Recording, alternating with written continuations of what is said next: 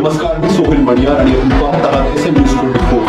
नगर तालुक्यातील चिचोंडी पाटील येथे सालाबादप्रमाणे श्री संत गणेशनाथ महाराज कृपे करून श्री संत शिरोमणी सावता महाराज व श्री संत नामदेव महाराज पुण्यतिथी निमित्त 16 जुलै ते 23 जुलै या कालावधीत अखंड हरिनाम सप्ताह व भव्य शिव महापुराण कथा आयोजित केली आहे. कथा प्रवक्ते भागवताचार्य हरिभक्तपरायण सोनाली दीदी करपे, कल्याण स्वामी संस्थान चकलांबा. आयोजक विठ्ठल रुक्मिणी सप्ताह समिती, श्री संत शिरोमणी सावता सप्ताह समिती, आनंद संप्रदाय, सर्व तरुण मंडळे, चिचोंडी पाटील. जरीची साडी हिरवी नेसुना गिरिजा आली नटून थटूना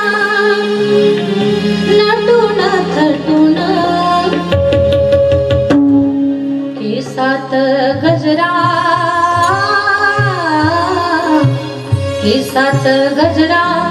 प्रेमान माळत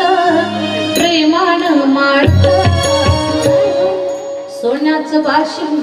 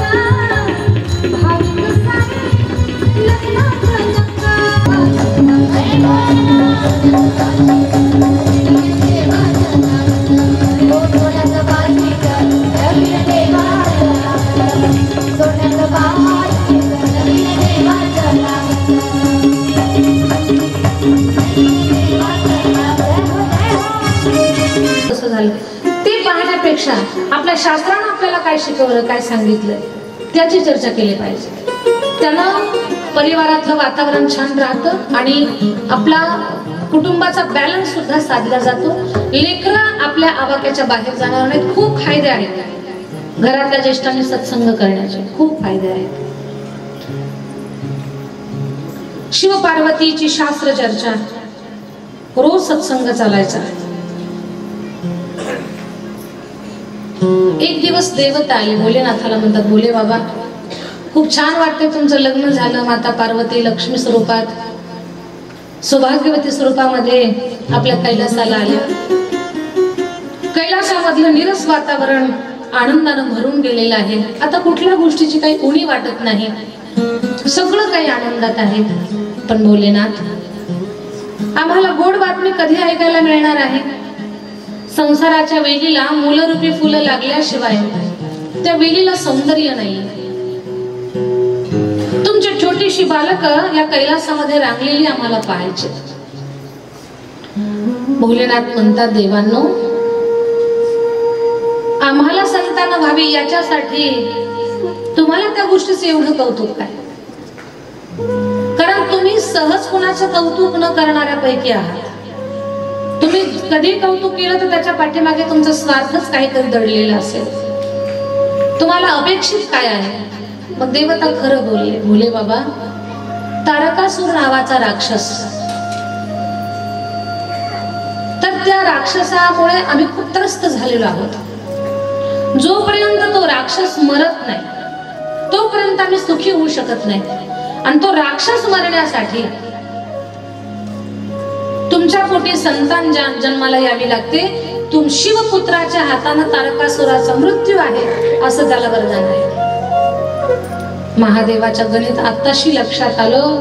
म्हणे आता मला कळालं, माझ्या लग्नामध्ये तुम्ही एवढे नटून थटून आला होतात, तुम्ही एवढे घाई गडबड करत होतात, भोलेनाथ चला चला चला माझा मेकअप तुम्ही करत होता. आता मला कळालं की तुमची ही सगळी गडबड कशासाठी होती. म्हणजे माझ्या पोटी मुलगा जन्माला येईल, तो तुमचा शत्रू माराल, तुम्ही सुखी व्हाल.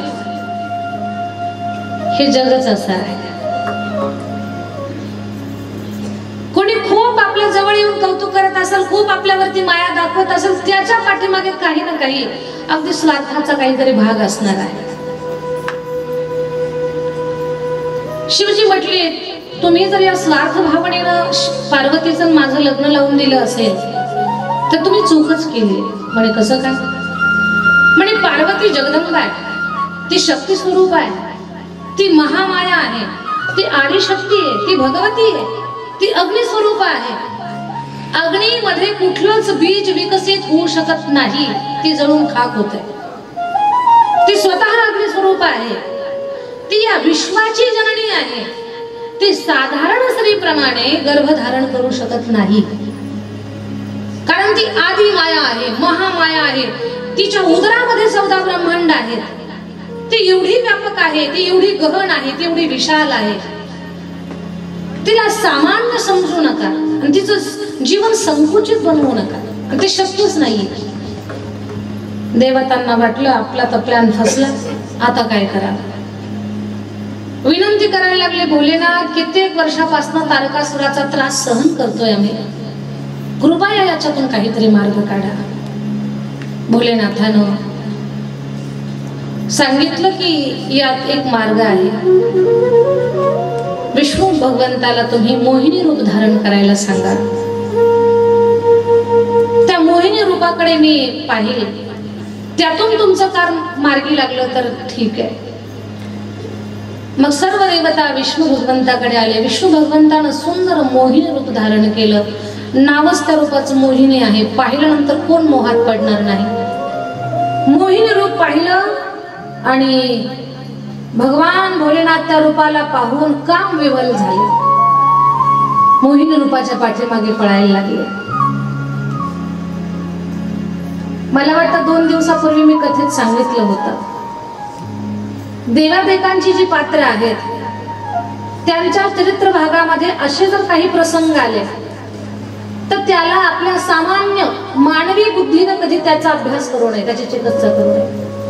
त्यांनी केलेली कृती ही जगत कल्याणासाठी लीला असते, तुमच्या आमच्या कल्याणासाठी भगवत लीला असते, ती जगत उद्धारासाठी, जगाच्या भल्यासाठी. पण आपण सामान्य माणसं काय करतो, ईश्वरीय लीलेला आपल्या बुद्धीनं आपण समजून घेण्याचा प्रयत्न करतो. पण साधारण बुद्धीनं ईश्वराची लीला कधी आपण पाहायला जाऊ नये. शुद्ध सात्विक भावनेनं, पवित्र भावनेनं ईश्वराची चरित्र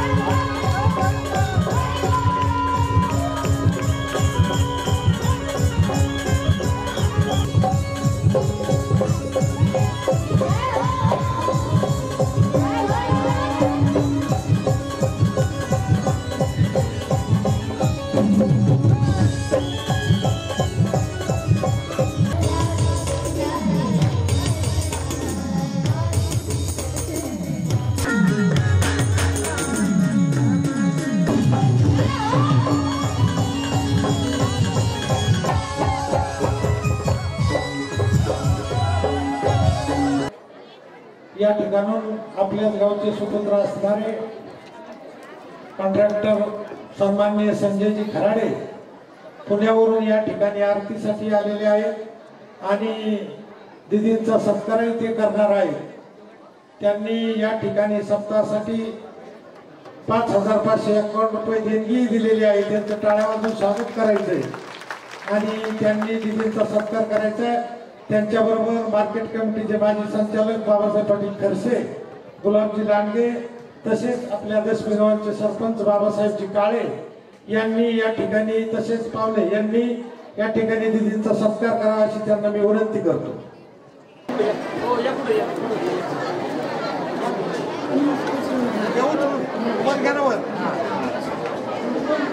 टाळा वाजवा सगळे.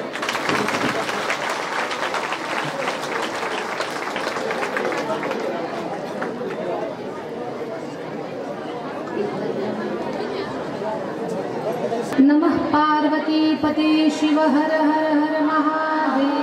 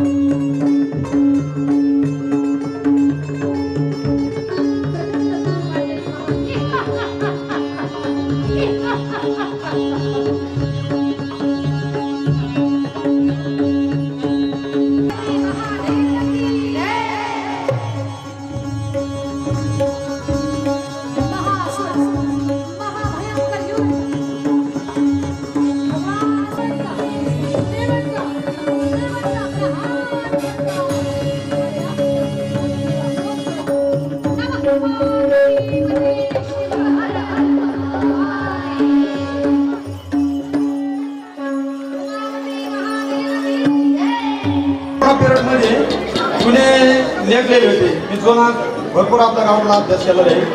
तर चौंडेश्वरचा मी बराच वेळ उल्लेख केला. तर चौंडेश्वरच्या मंदिरासंदर्भात मी विषय काढत होतो.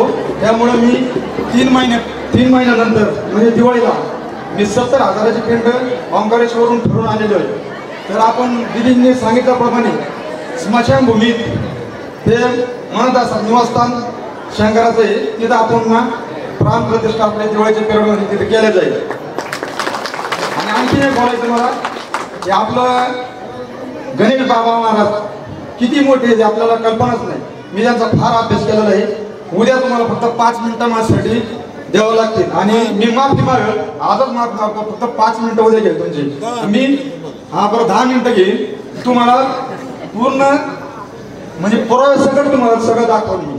पुराव्यासकट काय गणेश महाराज कोण आहेत, काय किती मोठे संत आहेत, कोणत्या पिरियड मधले त्यांनी काय काय केलेलं आहे.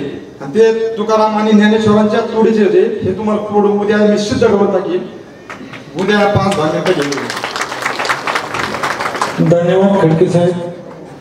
खडके साहेबांना जरा बोलताना गडबडले, परंतु खरोखर त्यांनी उजनीला जाऊन इथं आणि ज्या ज्या ग्रंथात गणेशनाथ बाबांचा उल्लेख आहे त्या सर्व ग्रंथाचं वाचन केलं आहे. उजनीला जाऊन तिथल्या संस्थांतून सुद्धा सर्व माहिती त्यांनी जवळ तयार केलेली आहे. आपल्या गावचं जन्मस्थान असणारे जगद्गुरु गणेशनाथ बाबा यांच्या विषयावर बोलणार आहेत.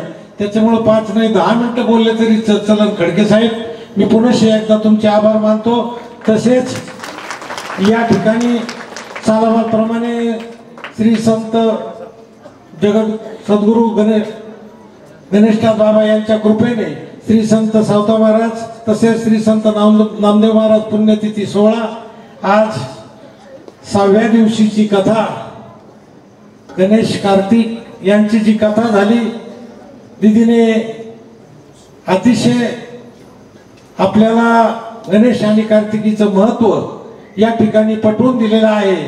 मी ग्रामस्थाच्या वतीने तसेच श्री संत सावता महाराज सप्ताह समितीच्या वतीने, विठ्ठल रुक्मिणी सप्ताह समितीच्या वतीने या ठिकाणी दीदींचे खूप खूप आभार मानतो. सर्वांनी या ठिकाणी टाळ्या वाजवून त्यांचं स्वागत करायचंय. तसेच या ठिकाणी 5 मिनिटांमध्ये आरती सुरू होईल. त्याआधी आपले जे अन्नदान करतात ती मंडळी, सकाळचा नाश्ता बाबासाहेब बुर्डे यांचा होता, दुपारची पंगत दत्तात्रय पांडुरंग खराडे यांची होती, संध्याकाळची पंगत शिवाजी दशरथ ससाने आणि बाळासाहेब महादेव जाधव ह्या मंडळीची होती. कृपा करून त्यांनी ताबडतोब या चारही मंडळींनी दीदींच्या हस्ते आपला सन्मान या ठिकाणी घ्यावा. तसेच या कार्यक्रमासाठी आमचे सहकारी मित्र कवडगावचे मार्केट कमिटीचे माजी संचालक माननीय बाबा पाटील खरशे या ठिकाणी आलेले आहेत. त्यांचा सन्मान दीदीच्या हस्ते करण्यात येत आहे. तसेच गुलाबराव पाटील लांडगे, लांडगा पिंपळगाव हे या कथेसाठी आले, त्यांचाही या ठिकाणी सत्कार करण्यात येत आहे. तसेच दसवीगावांचे सरपंच बाबासाहेबजी काळे, चला ना सत्कार करून घेणं आहे. चला पंक्तीवाले चला. बाबासाहेबजी काळे या ठिकाणी आलेले आहेत, त्यांचाही या ठिकाणी सन्मान करण्यात येत आहे. आठवडचे भाऊसाहेब लगड आणि शंकर मोरे उपसरपंच हे बी पहिल्या दिवशीपासून कथेसाठी येतात. काल त्यांनी सत्कार घेतलेला आहे, त्यांनी आपला सत्कार स्वीकारावा अशी त्यांना विनंती करतो. बाकी कोणी पाहुणे मंडळी आले असेल तर बाकीच्या कार्यकर्त्यांनी त्यांचे नाव या ठिकाणी सुचवायचे. उद्याचे नित्याचे सकाळचे कार्यक्रम होतील. उद्या श्री संत नामदेव महाराज पुण्यतिथी 16 आहे. उद्या आंगणवाडीची मंडळी आहे, त्यांचाही या ठिकाणी दीदींच्या हस्ते सत्कार करण्यात येत आहे. बाबासाहेब पाटील सरपंच दशमी गावात. उद्याचे श्री संत नामदेव महाराज यांच्या पुण्यतिथी 16 निमित्त 9 ते 11 आपल्या गावचेच असणारे हरिभक्तपरायण संजय महाराज घोडके यांचं जाहीर हरिकीर्तन होणार आहे. तरी सर्व मंडळींनी, आता काय काम नाही, आता परत पाऊस येणार आहे आता लगेच, त्याच्यामुळे उद्या सर्वांनी या ठिकाणी पुण्यतिथीच्या कीर्तनासाठी हजर राहायचंय. त्यानंतर सर्वांना महाप्रसाद होणार आहे.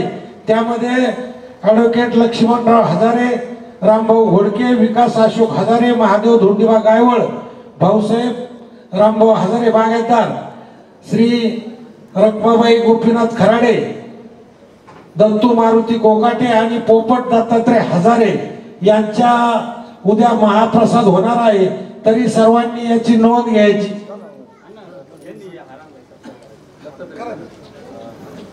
दत्तात्रय खराडे यांच्यातर्फे दीदींचा या ठिकाणी सन्मान करण्यात येत आहे.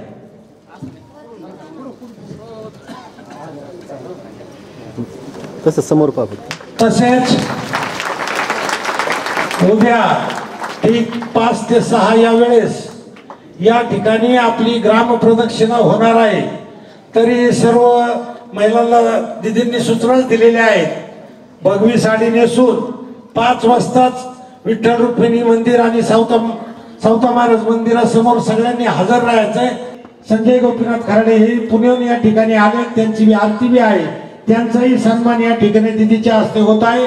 तसेच आजचे आरतीवाले बाबासाहेब बोर्डे, संजय गोपीनाथ खराडे, दत्तात्रय पांडुरंग खराडे, शिवाजी ससाने, बाळासाहेब महादेव जाधव, बाळासाहेब आनंदा बेलेकर, बाळासाहेब नानाभाऊ ठोंबरे, पंडित बंशी भद्रे, ॲडव्होकेट अमितजी बोरा, ॲडव्होकेट लक्ष्मण हजारे, वैभव जयवंत तनपुरे, सुरेश नामदेव मेहत्रे, श्याम हरिभाऊ कोकाटे, सतीश आबासाहेब कोकाटे, रवींद्र शहाजी पवार, विकास वाघमारे या सर्वांनी या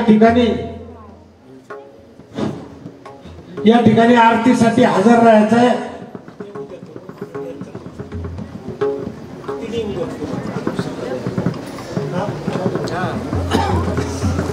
अर्जुनराव नालकुल ह्या मंडळीने या ठिकाणी आरतीसाठी यायचे, ताबडतोब चला लवकर. तसेच काल शिवपार्वती विवाह समयी काही लोकांनी नंतर आहेर माझ्याकडे आणून दिले. त्यामध्ये महादेव कोंडिवा खडके 500 रुपये, अशोक कोकाटे हे दोघं मुलामुलीचे मामा होते, त्यांनी 500 रुपये दिलेत. जयवंत तनपुरे, भाऊसाहेब हजारे 500 रुपये दिलेत. रामभाऊ घोडके 500 रुपये, गोरख कुटकुळे 500 रुपये, हरिभाऊ माधव खराडे 500 रुपये, अर्जुन शंकर वाडेकर 500 रुपये.